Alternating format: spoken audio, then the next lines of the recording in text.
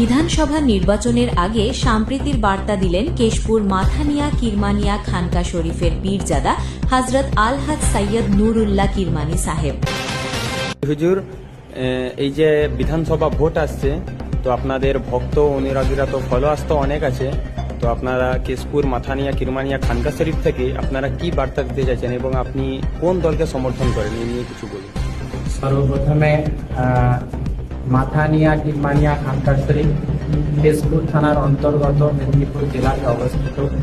মাথানিয়া কিরমানিয়া খানকা শরীফের পক্ষ থেকে সকলকে প্রেম, প্রীতি, শুভেচ্ছা, ভালোবাসা, অভিনন্দন এবং সালাম, আসসালামু আলাইকুম। যারা এই ভিডিওটি দেখবেন সকলকে আন্তরিক প্রেম, প্রীতি, শুভেচ্ছা, ভালোবাসা। আপনি একটি প্রশ্ন করেছেন আমার সম্মুখে। এই প্রশ্নটা আমাকে অনেকেই করে বা অনেকেই জানতে চেয়েছে। আমাদের যারা দরবারের ভক্ত অনুরাগী আছে বা যারা আমাদেরকে মানি, যারা ভালোবাসে, অনেকেই এটা জানতে চায় যে আমরা কোন দলকে সমর্থন করি।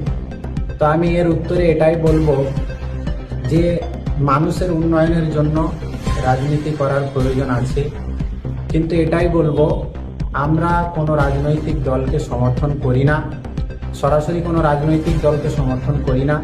কিন্তু আমি এটাই বলবো যারা উন্নয়নের পক্ষে, ন্যায়ের পক্ষে এবং অন্যায়ের বিপক্ষে আমরা তাদের সাথ দেব। তো সেই রাজনৈতিক দলকে আমি আমার গণতান্ত্রিক পদ্ধতিতে সেই রাজনৈতিক দলকে সাপোর্ট করব বা তাকেই আমি ভোটটা দেব যেই রাজনৈতিক দল ন্যায়ের পক্ষে, অন্যায়ের বিপক্ষে এবং উন্নয়নের পক্ষে মানুষের নিয়ে ভাববে। সেই রাজনৈতিক দলকে আমার মূল্যবান ভোটটা আমি দেব।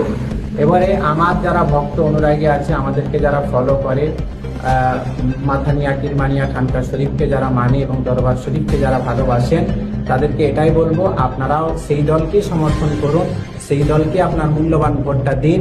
যেই দল আপনার উন্নয়নের কথা ভাববে, মানুষের কথা ভাববে, মানুষের পাশে থাকবে এবং ন্যায়ের পক্ষে থাকবে, অন্যায়ের বিপক্ষে থাকবে, সেই দলকে আপনার মূল্যবান ভোটটা দিন।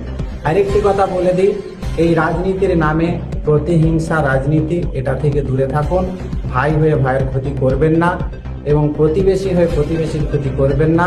এটা মনে রাখবেন যে এই ক্ষতি করা আমাদের ইসলাম ধর্মে এটা কখনোই মানা যায় না এবং কোনো ধর্মেরই এটা বলা হয় না যে মানুষ হয়ে মানুষের ক্ষতি করা। তো মানুষ হয়ে মানুষের পাশে থাকার চেষ্টা করুন। রাজনীতির নামে প্রতিহিংসা এটা কখনোই মেনে নেওয়া যায় না। তো যাই হোক, সকলে সুস্থ থাকুন, সকলে ভালো থাকুন। আমিও দোয়া করি আমার জন্য।